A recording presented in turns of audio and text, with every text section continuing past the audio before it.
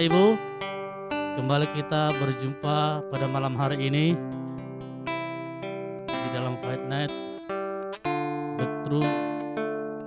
Saya percaya malam hari ini ada satu terobosan yang luar biasa.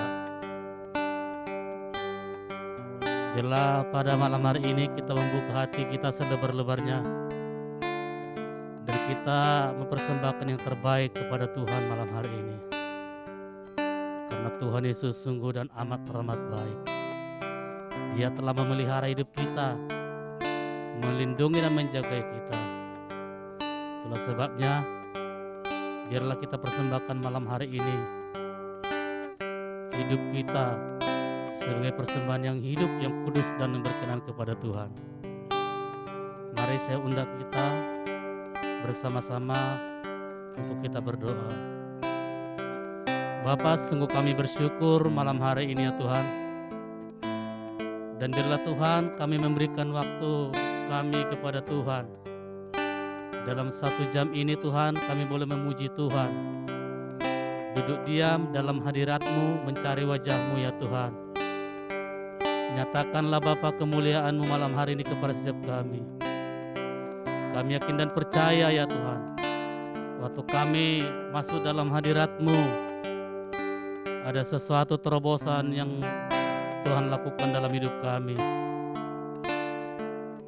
Bapa, terima kasih sepanjang hari ini Tuhan telah percayakan kepada setiap kami segala pekerjaan, baik tanggung jawab ya Tuhan. Tuhan, kami boleh melihat semuanya baik-baik dan semuanya lancar ya Tuhan. Oleh karena penyertaan-Mu ya Tuhan sungguh amat dan sempurna dalam hidup kami. Terima kasih Bapa. Terpujilah Engkau ya Tuhan, di dalam nama Tuhan Yesus Kristus kami sudah berdoa dan mengucap syukur. Sama-sama katakan amin. Kita naikkan pujian ini dengan kita bersyukur malam hari ini. Bapa,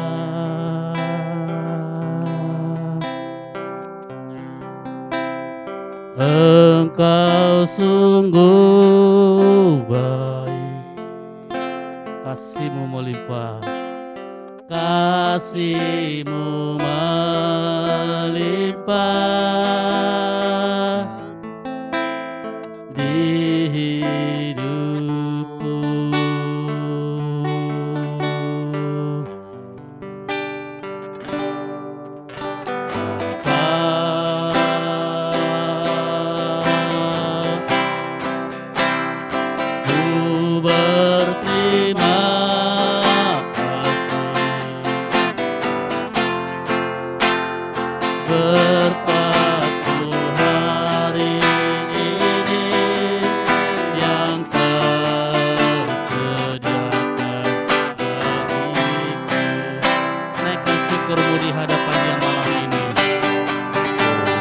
Naikkan syukurku buat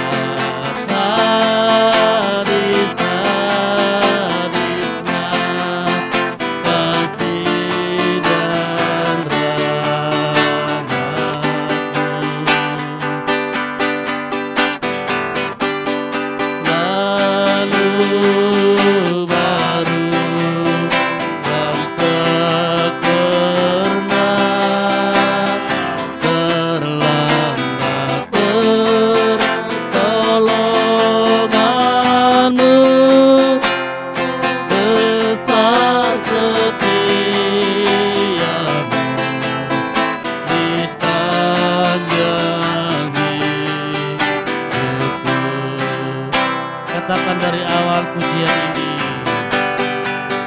Katakan Bapa Engkau baik.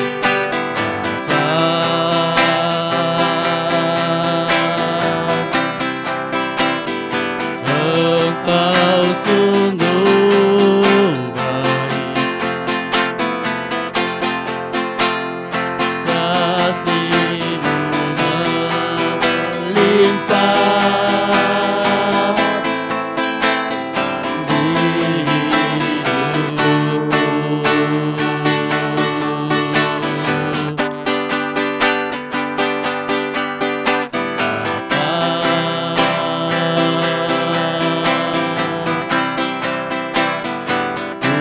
berterima kasih berkat-Mu hari ini, berkat-Mu hari ini yang Kau sediakan bagiku. Mari naikkan syukur-Mu di hadapan Dia. Naikkan syukurku buat hari yang Kau beri. Tak habis-habisnya kasih dan rahmat-Mu selalu baru, selalu baru, dan tak pernah terlambat pertolongan-Mu. Besar setiamu di sepanjang hidup. Kami bersyukur, ku naikkan syukur buat hari yang Kau beri. Tak habis-habisnya kasih dan rahmat-Mu selalu baru, dan tak pernah terlambat pertolongan-Mu. Besar setiamu di sepanjang hidupku. Besar setiamu,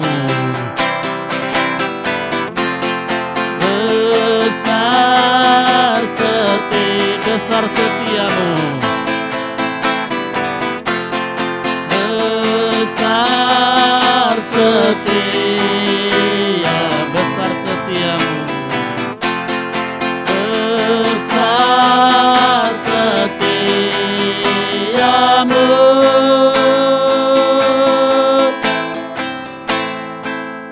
Di sepanjang hidupku. Haleluya. Kami tak pernah berhenti bersyukur ya Tuhan. Sungguh kami berterima kasih ya Tuhan atas segala kebaikan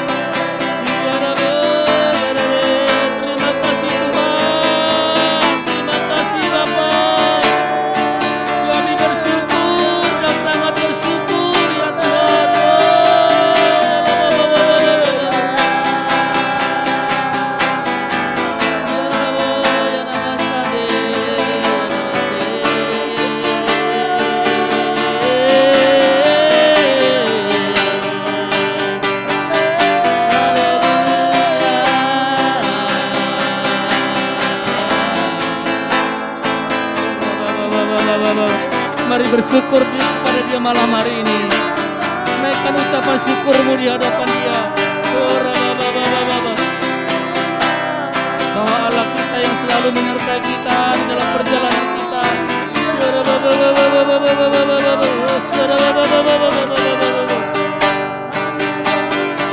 Yesus, Yesus.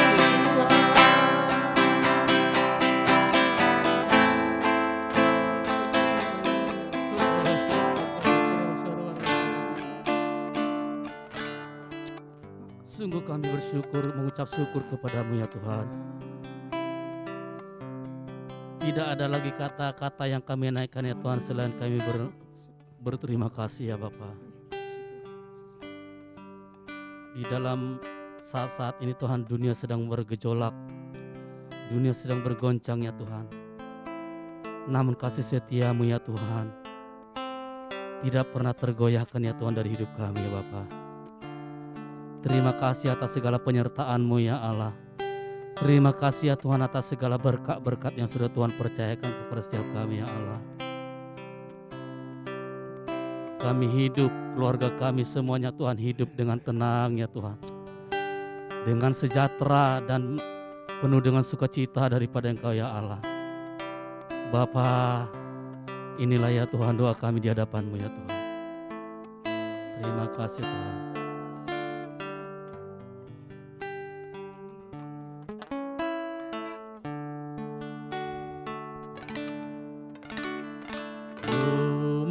Setia sampai akhir, melayani seumur hidupku,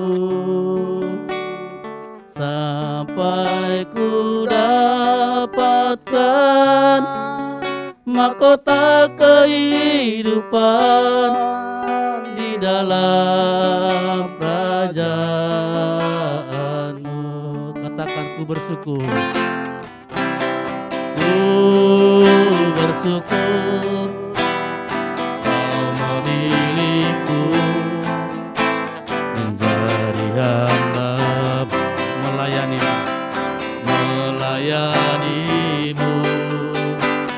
Segenap hidupku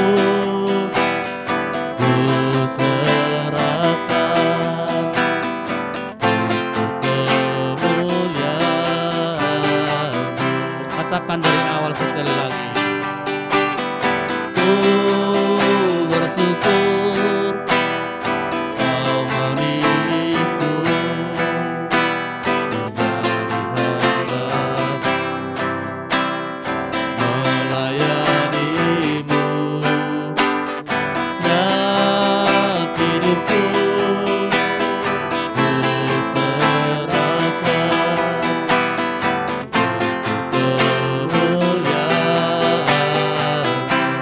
setia, mau setia sampai akhir, melayani seumur hidupku, sampai ku dapatkan mahkota kehidupan di dalam.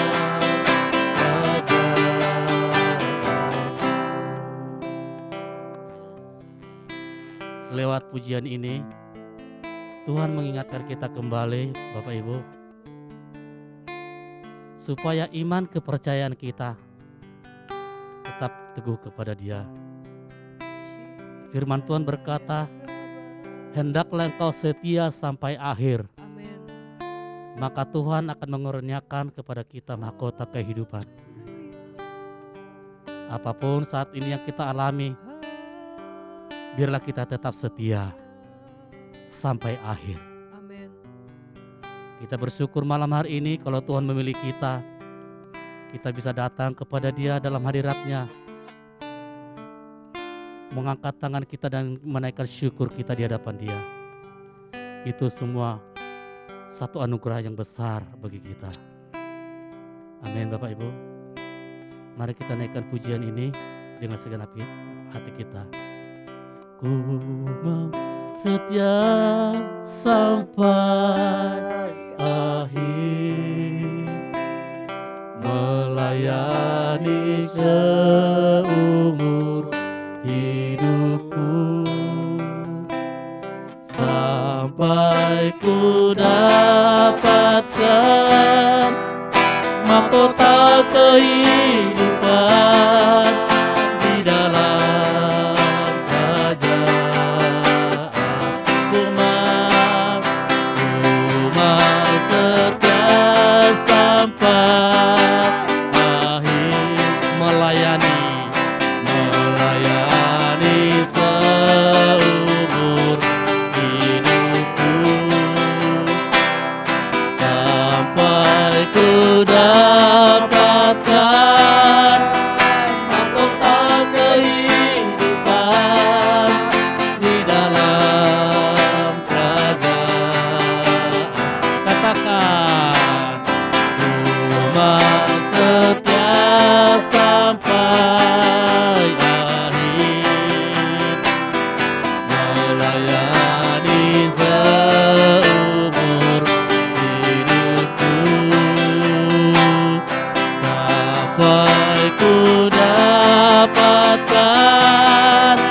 mahkota kehidupan di dalam kerajaan, di dalam kerajaanmu, di dalam kerajaan, di dalam kerajaanmu, di dalam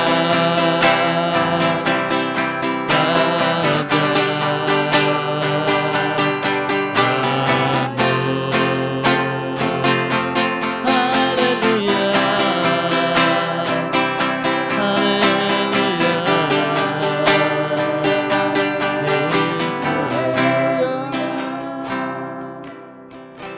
Malam hari ini Tuhan ingatkan kepada saya waktu saya menaikkan pujian ini. Tuhan ingatkan tentang kita tetap setia. Apapun keadaan kita,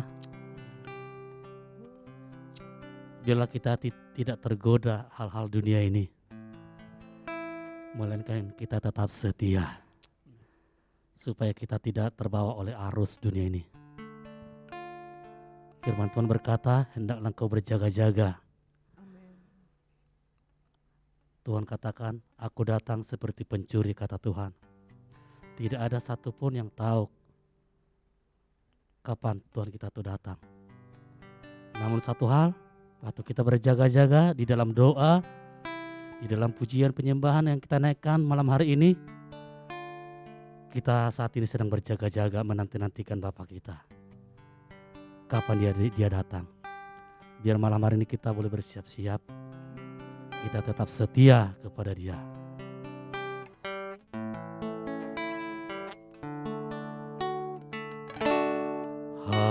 Haleluya, haleluya. Katakan, Maranatha, Yesus datanglah. Haleluya, haleluya.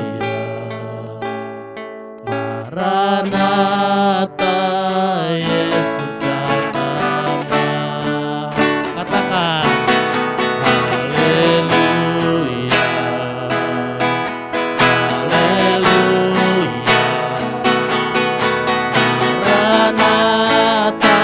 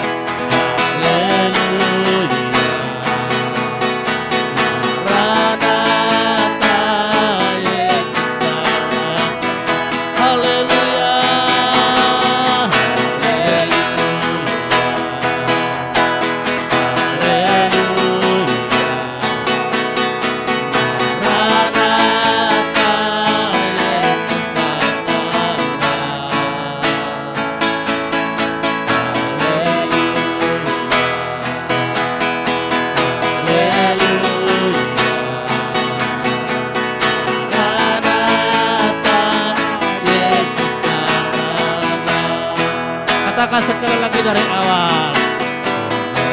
Memberkatimu dan melindungimu, menyinarimu dengan wajahnya, berkasih karunia, hadapkan wajahnya, dan katakan haleluya. Haleluya. Haleluya. Maranatha. Maranatha, Yesus datang.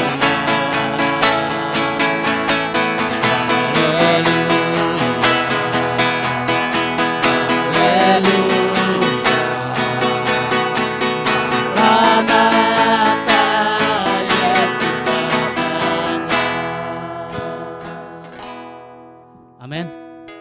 Biar malam hari ini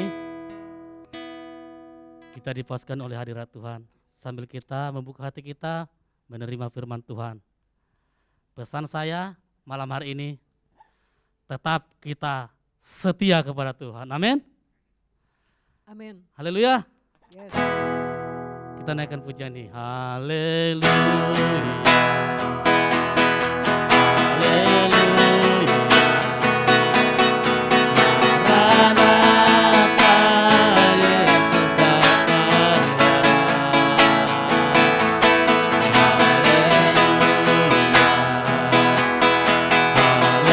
Haleluya. Maranatha, Yesus datang. Maranatha. Maranatha,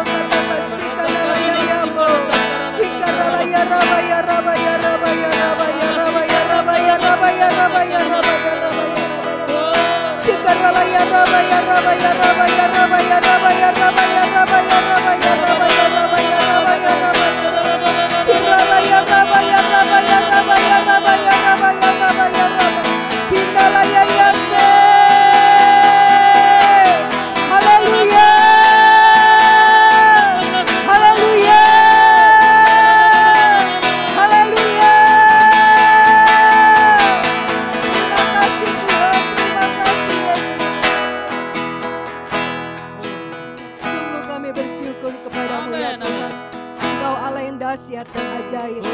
Sungguh kami bangga memilikimu dan kami bangga menjadi kepunyaan.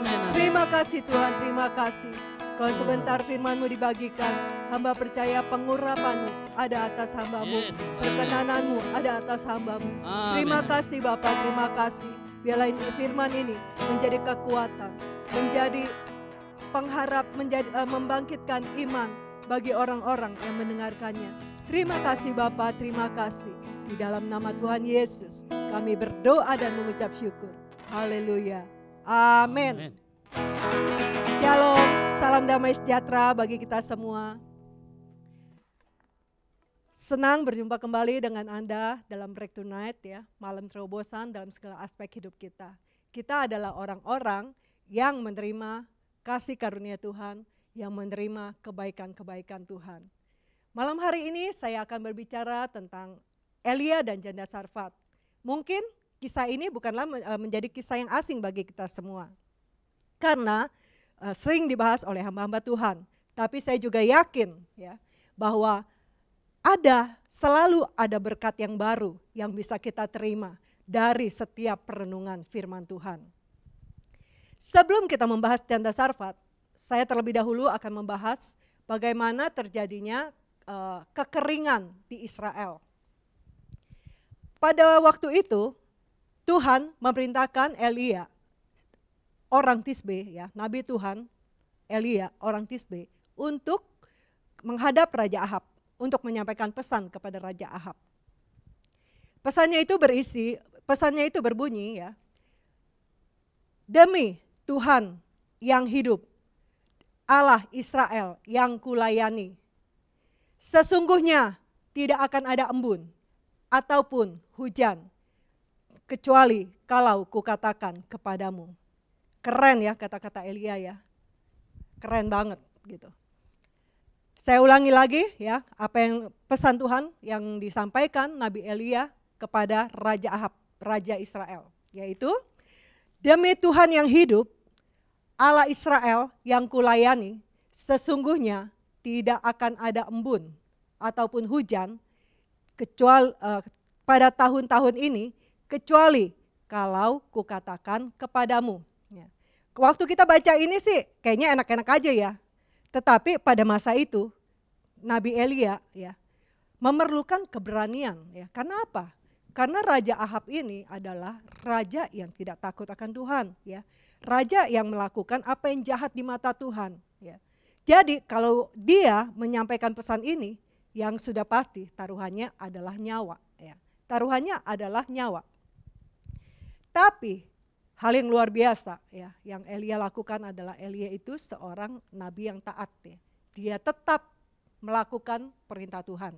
Dia tetap menyampaikan pesan itu kepada Raja Ahab sekalipun taruhannya adalah nyawanya gitu kan. Nah, setelah itu setelah Elia menyampaikan pesan kepada Raja Ahab, maka Tuhan memerintahkan Elia untuk pergi ke Sungai Kerit. Ya. Setelah sampai di Sungai Kerit, Tuhan memelihara Elia melalui burung gagak yang mengirimkan roti pada pagi hari, ya, dan juga daging pada petang hari, yaitu sore hari. Nah, jadi Elia enggak mengalami kekurangan ataupun kelaparan ya, tetap dipelihara oleh Tuhan. Tapi setelah beberapa waktu lamanya, akhirnya Sungai Kerit itu pun kering ya. Sungai Kerit itu pun kering. Nah, Tuhan menyampaikan pesan lagi ya. Nah, coba kita baca ya.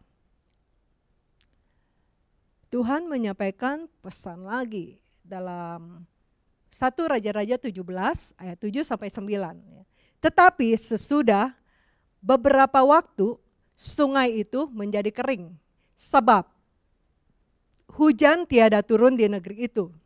Maka datanglah firman Tuhan kepada Elia, bersiaplah, pergilah ke Sarfat yang termasuk wilayah Sidon, dan diamlah di sana. Ketahuilah, aku telah memerintahkan seorang janda untuk memberi engkau makan. Ya. Jadi kekeringan yang melanda seluruh wilayah Israel itu berarti ya kekeringan juga melanda ya baik kepada orang-orang yang percaya Yesus maupun orang-orang yang percaya kepada Allah Israel maupun orang-orang yang menyembah berhala ya. Jadi mereka kan sama-sama mengalami seperti itu. Ya. Nah, Sarfat adalah termasuk wilayah Sidon, ya, seperti tadi yang kita baca ya. Sarfat yang terletak di wilayah Sidon adalah wilayah orang-orang yang tidak mengenal Tuhan. Sidon juga merupakan tempat Isabel berasal. Isabel adalah anak dari Raja Sidon. Ya, Isabel ini adalah anak dari Raja Sidon yang bernama Etbaal, ya, yang dinikahi oleh Raja Ahab. Itu berarti penduduk Sidon mayoritas pasti adalah penyembah-penyembah berhala. Ya. Raja Ahab bukannya memberi pengaruh ya. Raja Ahab bukannya memberi pengaruh kepada Isabel untuk menyembah kepada Allah Israel, tetapi sebaliknya ya. Ahab justru terpengaruh ya oleh Isabel sehingga Ahab turut menyembah kepada berhala, bahkan dia membangun mesbah-mesbah untuk berhala-berhala daripada Isabel ya. Di sini ada hal yang unik ya. Ya, kalau saya baca gitu ada hal yang unik. Kenapa saya bilang unik? Karena di satu sisi ya, Isabel yang berasal dari Sidon ya. Dia adalah orang yang membunuh banyak nabi-nabi Tuhan ya. Nabi-nabi Tuhan di Israel. Tapi Tuhan menyuruh seorang janda di Sarfat yang termasuk wilayah Sidon yang tidak mengenal Allah Israel untuk memberi makan nabi Tuhan, yaitu Elia ya, sebagai hamba Tuhan. Nah, kalau kita nih ya jadi Elia, terus kita dengar nih pesan Tuhan ya. Tuhan katakan apa tadi? Aku telah memerintahkan seorang janda untuk memberi engkau makan. Nah, pastilah yang ada dalam pikiran kita ya, janda itu mungkin janda kaya ya, yang baru terima banyak warisan dari suaminya, ataupun apa? Seorang janda yang mungkin baru terima UP jiwa miliaran kalau zaman sekarang ya, karena ada asuransi. Ketiga, apalagi? Ya mungkin setidak-tidaknya nih janda itu pasti berkecukupan lah, iya dong. Namanya untuk kasih makan hamba Tuhan, untuk kasih makan orang gitu kan, harusnya kan setidaknya dia berkecukupan ya. Tapi apa yang dijumpai Elia waktu dia sampai tiba di gerbang kota? Yang dia lihat seorang janda ya, sedang ngumpulin loh kayu api loh. 2-3 potong ya di ayat firman Tuhan katakan. Dia sedang mengumpulkan kayu api 2-3 potong. Kalau kita baca nanti selanjutnya ya, waktu Elia bertemu dengan janda ini, dia suruh ngambilin air. Tolong ambilin aku air. Terus tolong ambilin aku roti, sepotong roti. Nah, terus janda itu berkata, demi Tuhan Allahmu yang hidup, sesungguhnya tidak ada roti padaku, melainkan yang ada padaku hanya segenggam tepung dan sedikit minyak dalam buli-buli. Ya. Setelah pulang, aku mau mengolahnya buat aku dan buat anakku. Lalu, ya aku tinggal tunggu mati aja, gitu ya. Maksudnya, ya udah ini adalah makanan terakhir buat si janda ini ya. Kan sebenarnya adalah hal yang mustahil untuk dia bisa memberi makan kepada Nabi Elia. Nah, tetapi inilah keajaibannya Tuhan ya, keajaibannya Tuhan. Walaupun kita mungkin berpikiran enggak mungkin nih janda bisa kasih makan Elia. Nah, tetapi bagi Tuhan sekalipun itu hal yang mustahil bagi kita, tetapi itu tidak mustahil bagi Tuhan. Amin. Amin ya.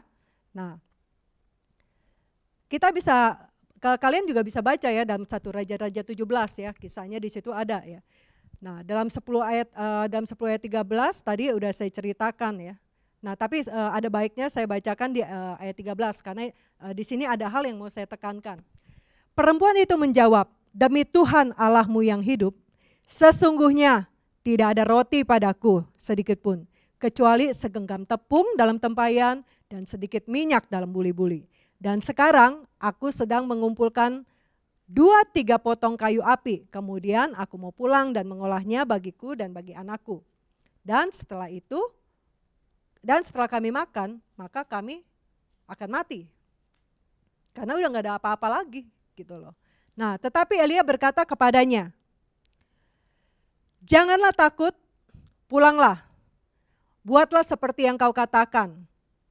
Tetapi buatlah lebih dahulu buat bagiku sepotong roti bundar kecil daripadanya, dan bawalah kepadaku, kemudian barulah kau buat bagimu dan bagi anakmu."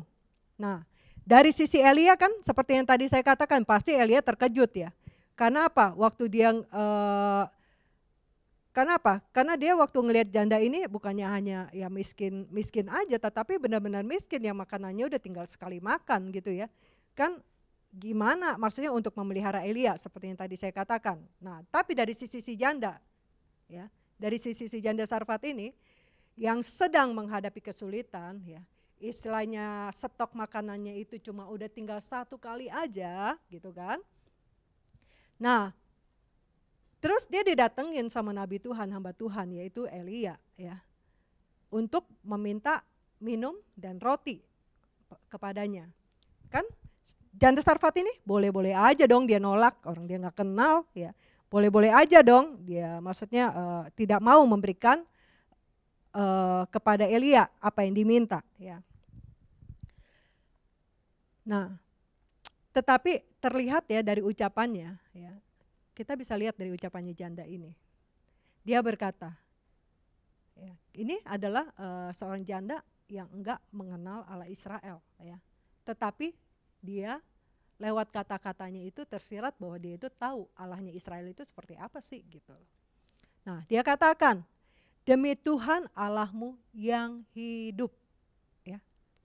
Nah, sekali lagi ya, yang dia katakan, "Demi Tuhan Allahmu yang hidup." Dia tidak mengatakan demi Tuhan Allahku yang hidup ya, tapi dia katakan demi Tuhan Allahmu ya.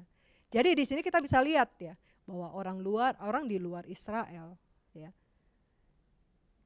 mereka tahu ya bahwa Allah Israel adalah Allah yang hidup. Tetapi kebanyakan dari orang-orang Israel malah turut menyembah berhala-berhala. Malah mereka pindah ke lain hati ya, menyembah kepada berhala-berhala. Kan itu sangat ironis ya. Sedangkan orang di luar Tuhan tahu, oh Allahnya orang Kristen, Allah yang hidup, Allah yang sanggup membuat mujizat. Ya. Tetapi kadang-kadang orang-orang Kristen sendiri malah meragukan Allahnya, ya, meragukan Allahnya. Nah, jadi di sini kita bisa belajar ya. Bayangkan sang janda yang sekarat ya, tadi yang persediaan makannya sedikit, didatengin tamu, minta air, minta roti ya. Yang parahnya nih udah dikasih tahu nggak ada makanan, cuma yang ada cuma tepung sama minyak, cuma buat dia sama anaknya. Tapi Elia menyuruh dia membuat sepotong bundar kecil dulu buat dia, gitu ya, baru buat janda ini dan buat anaknya. Kan bisa aja ya, Elia bilang, ya udah kamu buat aja, habis kamu buat yuk kita makan rame-rame gitu kan itu kayaknya lebih enak ya. Tapi kalau di sini kan terkesan kayaknya, aduh Nabi Elia ini egois amat gitu ya. Nabi Elia ini egois banget gitu loh. Udah tahu seperti itu, udah tahu si janda ini posisinya dalam kesulitan, makanannya udah tinggal dikit, diminta lagi. Terus bukan hanya diminta, bahkan dia bilang bikinin dulu buat aku gitu loh. Ya. Nah, mungkin kalau kita sebagai kita yang ada di posisi janda ini, kita mungkin bisa marah, bisa emosi ya dengan keegoisan ya atas sikap Elia ya, seolah-olah Elia ini enggak pengertian banget, seolah-olah Elia ini enggak empati banget dengan kesusahan si janda ini. Nah, saya juga punya sebuah cerita ya yang kurang lebih persis lah, sedikit persis lah dengan kisah ini. Nah, saya bersama suami mengenal seorang hamba Tuhan ya, dari kami masih jadi pelayan Tuhan sampai kami menjadi hamba Tuhan. Nah, hamba Tuhan ini seringkali banget menyuruh suami saya, tolong dong beliin ini, tolong dong beliin itu, ataupun kalau misalnya dia mau membeli sesuatu, dia itu memberitahu suami saya. Kalau enggak dia mau ke Jakarta atau dia mau pulang ke daerah pelayanannya ataupun dia mau ke kota-kota lain gitu ya. Nah, dia suka kasih tahu sama suami saya gitu ya. Nah, itu kan otomatis suami saya harus mengeluarkan sejumlah dana untuk keperluan hamba Tuhan ini. Nah, saya sempat ngerasa kok kesannya kayaknya hamba Tuhan ini kok kayaknya rada minta-minta gitu ya. Dan itu menimbulkan ada rasa keberatan di dalam hati saya gitu. Cuma saya waktu itu ya masih dalam hati aja ya. Nah, akhirnya saya ngobrol lah sama Tuhan. Tuhan, sebenarnya saya agak keberatan nih dengan sikap daripada perilaku daripada hamba Tuhan ini gitu. Nah, waktu saya berkomunikasi sama Tuhan seperti itu, ya Tuhan hanya ingetin kepada saya seperti ini.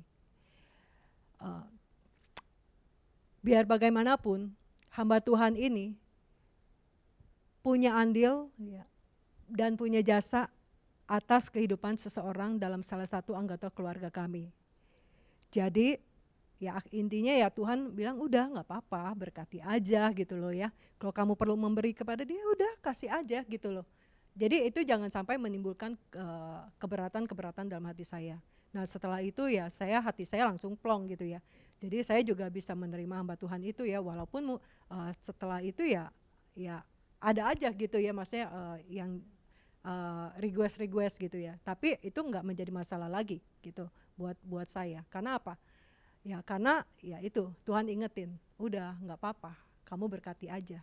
Sekalipun di tengah-tengah kamu kurang ya, sekalipun di tengah-tengah kamu membutuhkan, nggak apa-apa, kamu berkati dia.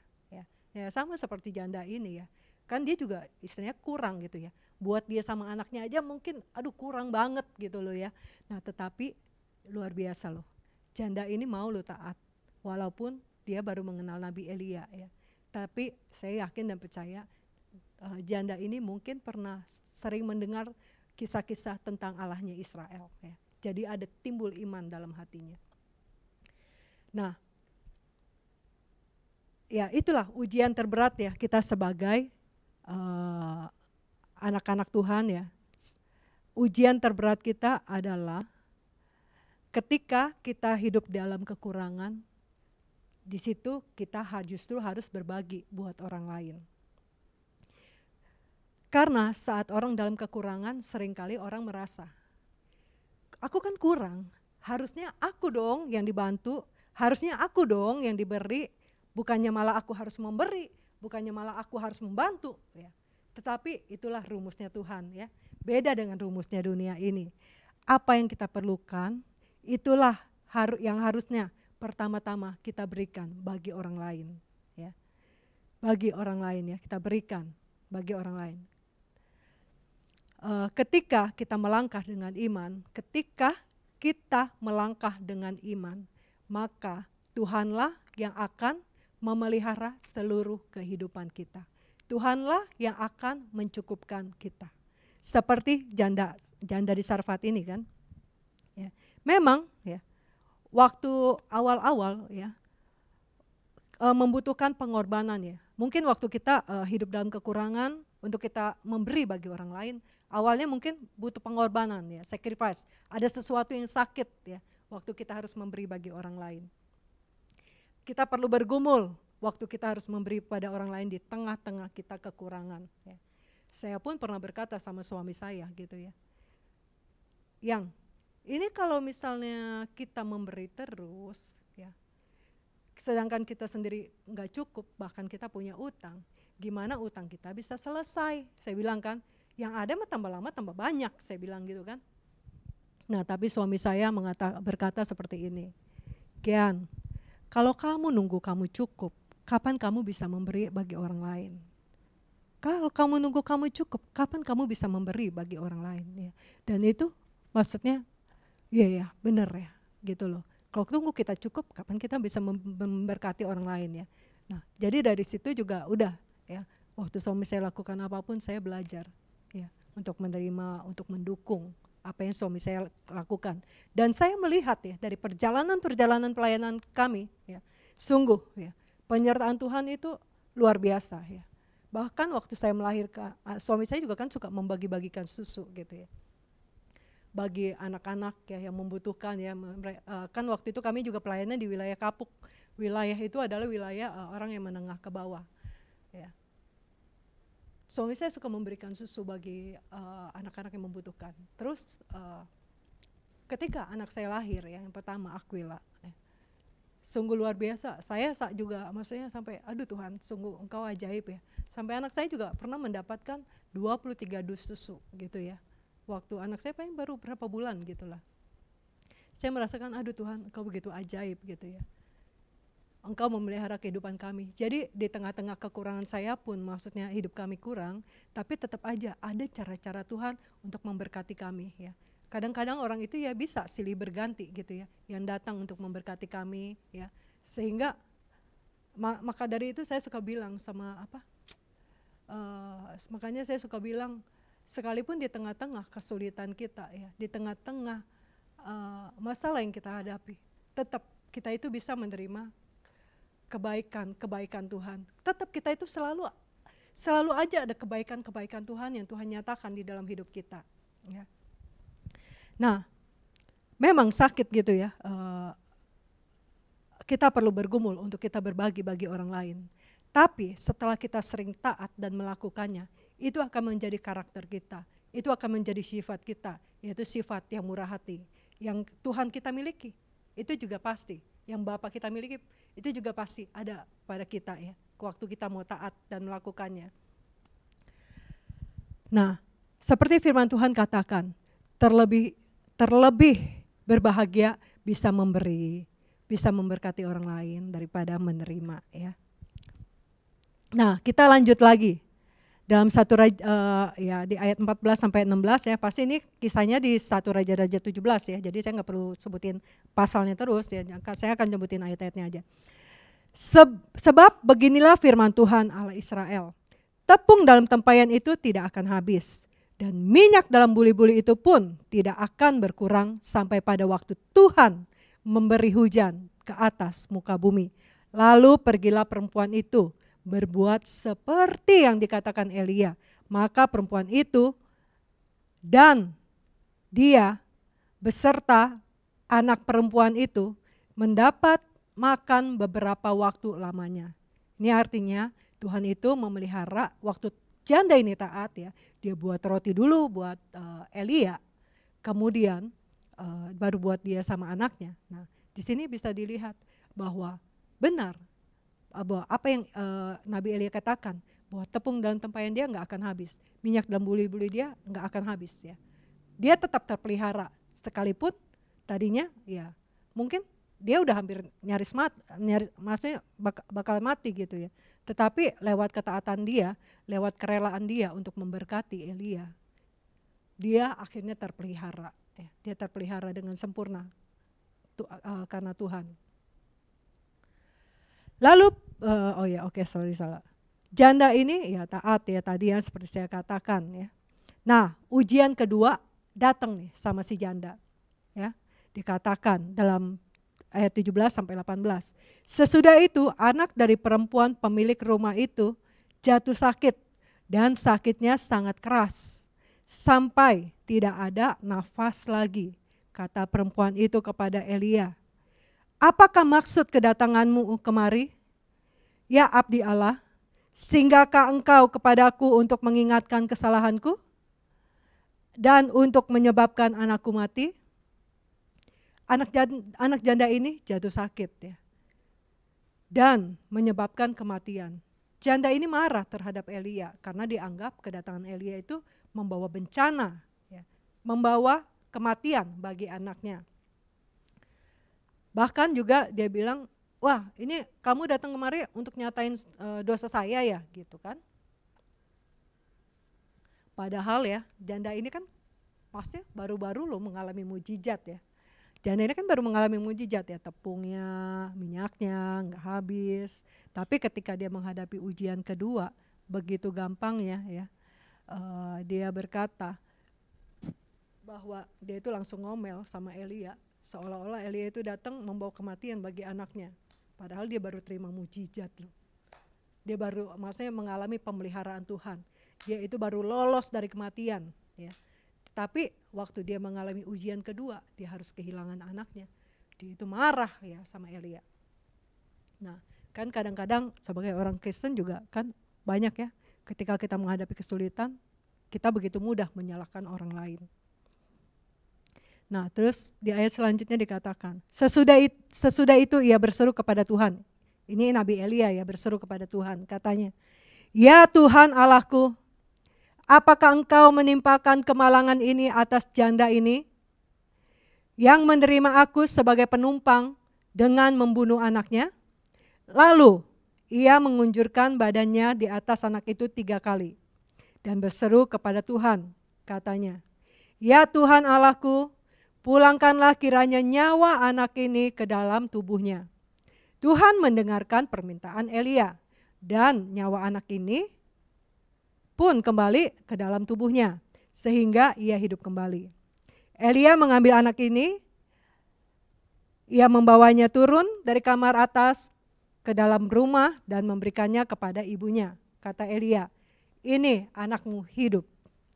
Mujizat kedua dialami oleh janda ini.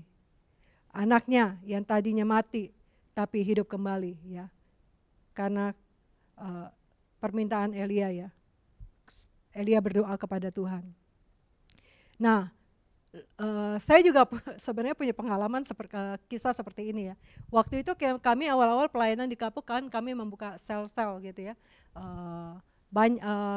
Ada sel-sel di gang-gang di mana gitu ya. Terus salah satu anggota dari sel ini ya, mamanya beserta kalau nggak salah mamanya beserta anaknya itu dibaptis. Beberapa hari kemudian ini anak jatuh sakit dan meninggal. Ya. Akhirnya orang tua ini marah, nangis dan marah-marah, datangin ke ketua selnya. Dia gotong tuh anaknya gitu ya. Dia gotong anaknya bawa ke ketua sel ya. Dia bilang, "Nih anak saya mati nih," gitu. Jadi sempat marah-marah gitu.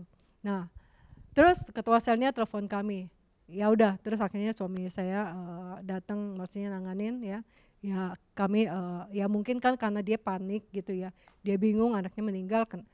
Gimana mungkin cara nguburinnya ya. Mungkin ya mereka tidak punya dana atau apa, jadi ya mereka ya spontan gitu, marah gitu ya. Nah, setelah itu ya udah, setelah akhirnya kelar apa-apa ya udah akhirnya ya nggak ada masalah lagi. Ya jadi kan ya jadi saya jadi teringat kisah ini gitu ya. Ya itulah unik-uniknya kita di dalam pelayanan gitu ya. Ya. Tapi itulah sukacitanya melayani Tuhan ya. Sukacitanya melayani Tuhan, ada hal-hal ya, banyak hal yang kami alami ya, tapi pertolongan Tuhan selalu ada bagi kami. Nah, terus dikatakan nih, ini yang poin-poin penting nih ya. 1 Raja-Raja 17 ayat 24. Kemudian kata perempuan itu kepada Elia, "Sekarang aku tahu bahwa engkau abdi Allah dan firman Tuhan yang kau ucapkan adalah benar." Ya, saya ulangi lagi ya. Kata perempuan itu kepada Elia, "Sekarang aku tahu bahwa engkau abdi Allah dan firman Tuhan yang engkau ucapkan adalah benar." Ya. Lewat hal-hal yang dialami janda Sarfat ya, yang tadinya dia bilang Allahmu ya. Dia juga mengakui ya bahwa Elia itu sungguh adalah hamba Tuhan, nabi Tuhan ya. Dia juga mengakui akan kuasa dan kehebatan dari Allah Elia ya. Bahkan dia juga mengatakan bahwa firman Tuhan yang kau ucapkan adalah benar. Itu artinya firman Tuhan adalah ya dan amin, ya. Apakah kita sebagai anak-anak Tuhan masih meragukan akan kuasa dari firman Tuhan? Cintailah Tuhan, cintailah firman-Nya, maka engkau akan hidup. Saya akan ambil kesimpulan ya dari apa yang tadi saya bagikan. Ya. Elia dipelihara Tuhan ya, dari kemustahilan. Yang tadinya mungkin waktu Elia melihat janda ini, pasti namanya dia istilahnya makan udah tinggal sekarat, dia udah tinggal menunggu kematian, pasti dia letih, lemah, lesu, lunglai gitu ya, muram gitu ya. Karena kan udah nggak ada semangat lagi nih, udah nggak ada pertolongan lagi buat dia ya. Nah, tetapi ya lewat hal seperti itu pun ya Tuhan sanggup memelihara Elia ya. Lewat seorang janda Sarfat yang miskin, yang nggak punya apa-apa lagi, yang cuma tinggal sedikit doang makanannya, yang cuma tinggal sekali doang. Tetapi Elia juga melihat keajaiban Tuhan ya, pemeliharaan Tuhan lewat janda Sarfat ini. Kedua, ya di tengah-tengah kekurangan hidup kita, marilah kita belajar untuk kita berbagi bagi orang lain. Bukan hanya kalau kita kekurangan, bukannya kita harus, saya yang harus terima bantuan, saya yang harus diberi, saya yang harus ditolong. Tidak. Tapi di tengah-tengah kekurangan kita, Tuhan itu mengajarkan kepada kita, yuk walaupun apa yang kamu punya, walaupun sedikit, ayo kamu coba berbagi dengan yang lain. Kamu berikan kepada orang-orang yang mungkin kamu temui, yang mungkin Tuhan taruh di dalam hati kamu untuk kamu memberkati. Mari berkati. Ya. 3, jangan mudah waktu kita menghadapi banyak kesulitan. Jangan mudah untuk kita menunjukkan tangan kita kepada orang lain, untuk kita menyalahkan orang lain. Ya. Yang keempat, ingat selalu akan kebaikan Tuhan, ya, akan perbuatan-perbuatan Tuhan yang ajaib yang pernah Dia lakukan di dalam hidup kita. Jadi kita bisa bersyukur. Ya, di tengah-tengah yang banyak hal yang kita hadapi, waktu kita ingat akan kebaikan-kebaikan Tuhan, akan mujizat-mujizat yang Tuhan kerjakan dalam hidup kita, nah kita bisa bersyukur kepada Tuhan. Nah, kelima, ya cintailah Tuhan, cintailah firman-Nya, maka engkau akan hidup. Cintailah Tuhan, cintailah firman-Nya, maka engkau akan hidup. Jangan sampai orang di luar tahu, oh bahwa Allahnya orang Kristen adalah Allah yang hidup, Allah yang ajaib, Allah yang dahsyat. Sedangkan kita sebagai anak-anak Tuhan, kita maksudnya lupa gitu akan setiap perbuatan-perbuatan Tuhan dalam hidup kita. Mari kita cintai Tuhan, kita cintai firman-Nya. Bukan berarti waktu kita mencintai Tuhan kita mengharapkan wah Tuhan itu pasti tolong saya, Tuhan itu akan berkati saya. Enggak. Tapi biarlah kita memiliki hati yang mengasihi Tuhan dengan tulus ya. Ketika kita mengasihi Tuhan dengan tulus ya, Tuhan pasti akan memelihara hidup kita ya. Kebaikan-kebaikan Tuhan pasti dinyatakan dalam hidup kita. Dan waktu kita menerima kebaikan-kebaikan dalam hidup kita, kita juga menyatakan kebaikan-kebaikan itu kepada orang-orang yang kita jumpai ya. Yang Tuhan taruh, siapa yang harus kita bantu, siapa yang harus kita nyatakan kebaikan dan kemurahan hati kita kepada orang itu. Oke, sekian. Tuhan memberkati kita semua. Yuk kita naikkan pujian. Berkat-Mu lebih dari cukup. Ya. Kita bersyukur buat pemeliharaan Tuhan yang sempurna. Tercurah bagiku.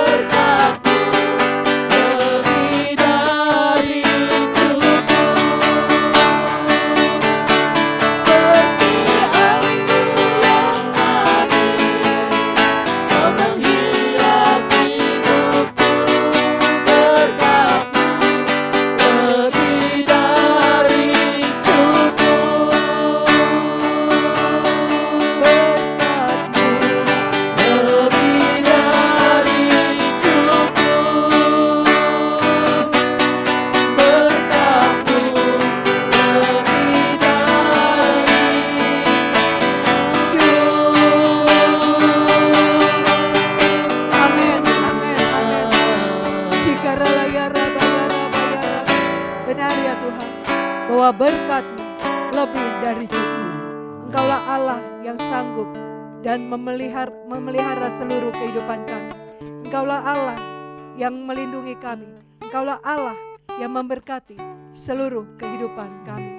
Terima kasih Tuhan, terima kasih. Biarlah ya Tuhan, pada malam hari ini kami mau belajar. Sekalipun apapun yang kami hadapi, kami tetap mengasihi Tuhan. Apapun yang kami hadapi, kami tetap mengasihi firman-Mu. Apapun yang kami hadapi, kami belajar taat untuk melakukan perintah-perintah-Mu. Juga Tuhan, berikan kepada kami kemurahan hati.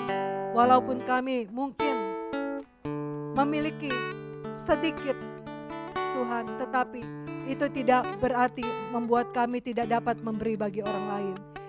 Biarlah Tuhan, lewat hidup kami, orang lain juga diberkati. Lewat hidup kami bisa berbagi. Kami bisa berbagi makanan, kami bisa berbagi keuangan, kami bisa berbagi sukacita, kami bisa berbagi kebahagiaan bersama dengan orang-orang yang kami jumpai. Terima kasih Tuhan, terima kasih. Sungguh Engkau Allah yang hidup, Engkau Allah yang berkuasa, dan Engkau Allah yang ajaib.